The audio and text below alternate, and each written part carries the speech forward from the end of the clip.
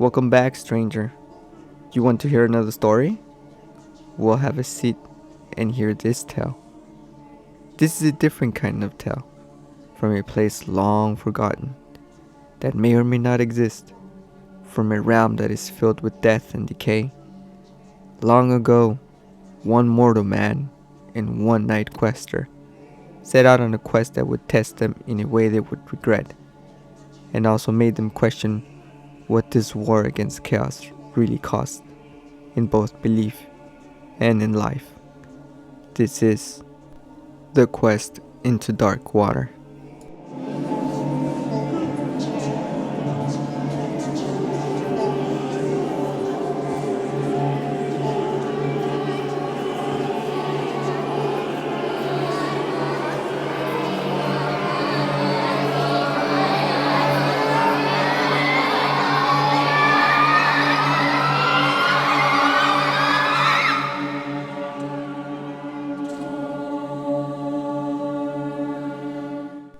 Long ago, in the age of chaos, the land of Shyish was very different than what we know of it today.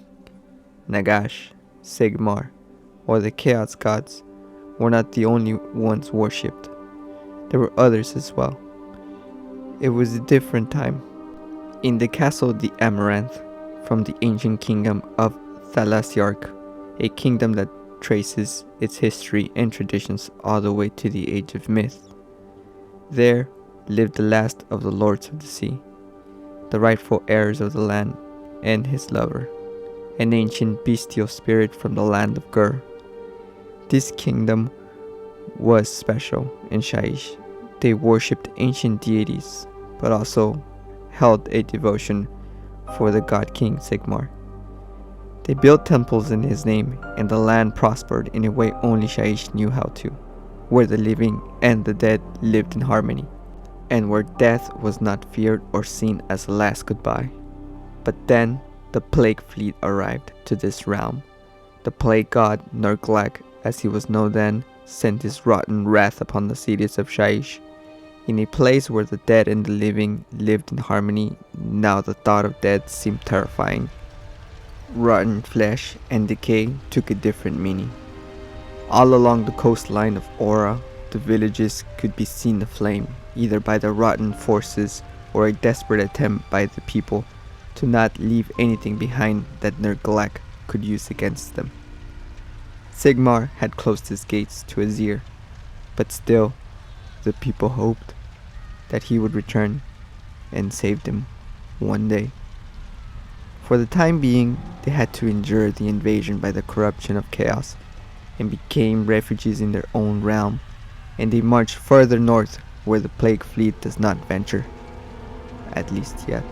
As time moved on, people began to lose hope, and the signs were clear. The rotten flesh was going to reach Amaranth. Time had run out. Rebellion, uprising, madness. And now they would have to do like Sigmar did, and close the gates. The people of Shyish had started to give in to the corruption and began to worship the flesh. The tribes casted out their old gods in Sigmar and looked to the invaders for mercy. Nerglak is a merciful god if you pay his price. All that he demands is everything you have. Therefore, the Lord of the Sea could not trust who they would let in through the gates. Even though this pained him, he wished to save his people, but he could not do so. He had to protect the little that was left and were still loyal to Sigmar, and so they began a magical ritual. The spirit of the sea was ideated to the people of Amaranth, so they asked for his help to save them, since Sigmar was not helping them, and keep them away from the corruption of Nerglak. The way the spirit of the sea manifested his power was by splitting the entirety of the castle from the land itself, and made it into an ark that would sail the seas of Shyish, since the people would be safer in the fogs of the sea than in the land. As the castle sailed off, the Lord of the Sea looked at his people he left behind, and that saddened him. He wished he could have saved them all. As time went on, the battle against chaos raged on, and Sigmar eventually came back. but the story of the Amaranth became a distant memory, and the realm itself forgot about its ancient history and the people that once lived in it.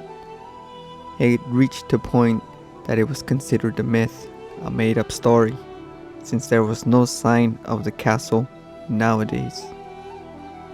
Now, imagine living in a world where your memories betray you, when the memories seem more like dreams and you don't give in a second thought whether it is otherwise. Fast forward to the age of Sigmar, and a knight quester named Raxephael from the Hammers of Sigmar approached a man who is simply known as the Historian. This mortal man has been through many events in his lifetime, and for that he wandered the lands of Shyish to find the history of the land, the long history of the realm we call the Realm of Death. In his eyes, this so-called holy war is not a just war, because this war is being carried out at the will of a god king that long ago abandoned his people. But now that the land is being overrun by the forces of the plague god, does the so-called god king send his force to save his people.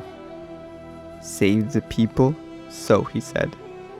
He did this by sending the storm host to commit holy murder against an enemy that appears more human than their executioners. Faceless giants born of thunder and lightning, the god king's wrath made manifest. Yes, he committed holy murder against those people that turned to the evil gods, not because they wanted to, but because they had to. It was either adapt or die. And now the God King has deemed his people not worthy enough of his love and protection. We are sick, he thinks. There is some sickness in us, in all of us, even those who appear untainted by the horrors. Rot in decay hides in the folds of a flower when its season has passed, and innocence is only skin deep. These lands of Shyish were overrun by the rotten forces of the chaos god of decay, Nurgle. The people had to abandon their cities and towns and search for sanctuary, but in Shyish there was none, and the last few that remained closed the gates the same way the Sigmar did. Now all that remained of those people is lost in time, ruin, and decay. Faint traces of their long-forgotten lives remain in the coast, but since the Stormcast began their advance for the holy cause in the realm of Shyish, had these cities deemed too tainted to be left standing, and are now being torn down and reconsecrated to build anew. But there will always be those traces of memories left in those stones, especially in this death realm, where the living and the dead have blurred the lines so much that it's hard to tell apart what is death and what is life. But even then, as the engineers of the Dwarden and the mortal men tear down the old towers, some of the bodies that were left there to rot begin to fall from in between the stones and buried in layers of dirt and sand, and they begin to come out and show the horrors that was the war against chaos in those ancient times. These people were abandoned 100 years ago, and as the historian watches the bodies fall and hit the ground, he thinks to himself, when the God King closed the gates of his ear, they had to find their own way to survive. What choice did they have? What a choice do any of us have but survival? And now the God King returns. Like a disappointed parent, he returns to punish those that had the indecency to try to live without him. As the historian thinks to himself, Raxephael begins to see the sadness that has engulfed him, and the Knight Quester knows this war is horror to the mortal man. But it is his sacred duty to follow Sigmar's orders and trust in his judgment, and he knows that in this quest, the knowledge that the historian has is valuable, and he asks for his help. But before that, they stopped, and they had a conversation.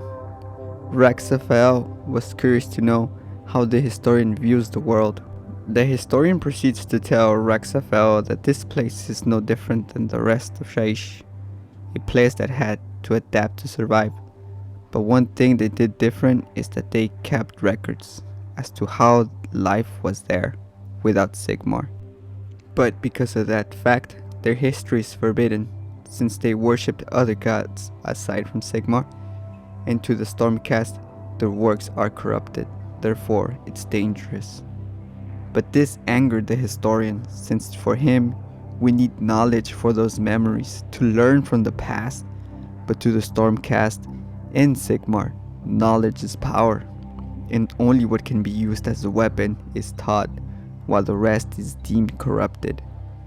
This discussion ends with Raxafel realizing that many mortal men distrust the Stormcast, especially those that live outside the free cities. To quell this situation, Raxafel gives the historian a book.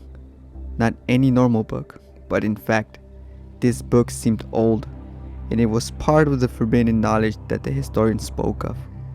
Raxafel does not know where it comes from, since it was found washed up ashore, as he has had it ever since he can remember, but it clearly belonged to someone.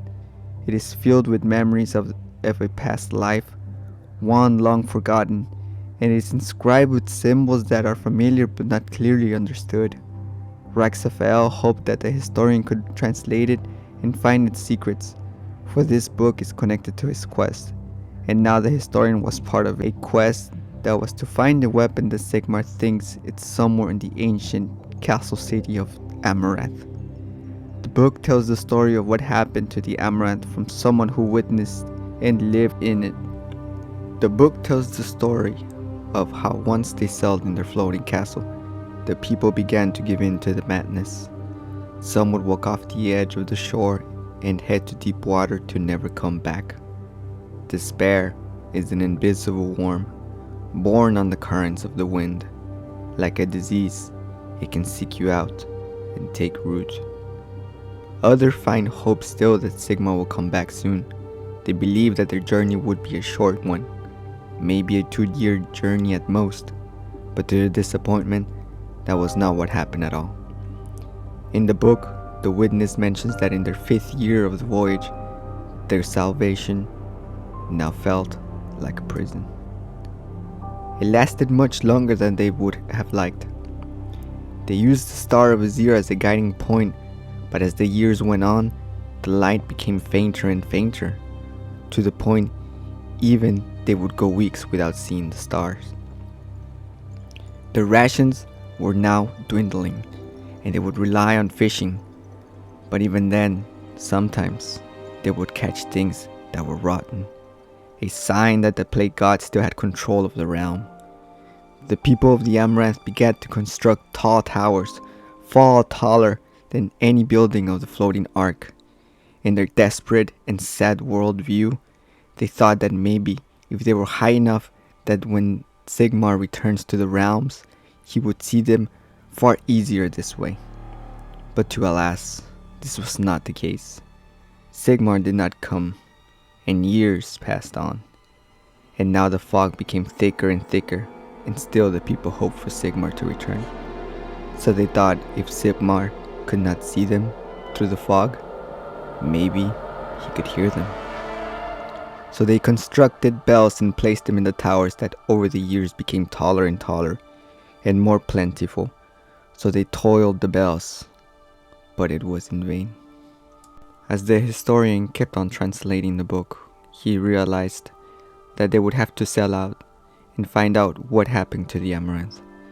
And so Raxafel, with the historian's advice, decided it was time to find a ship, so they could end this quest and find the weapon that Sigmar seeks for.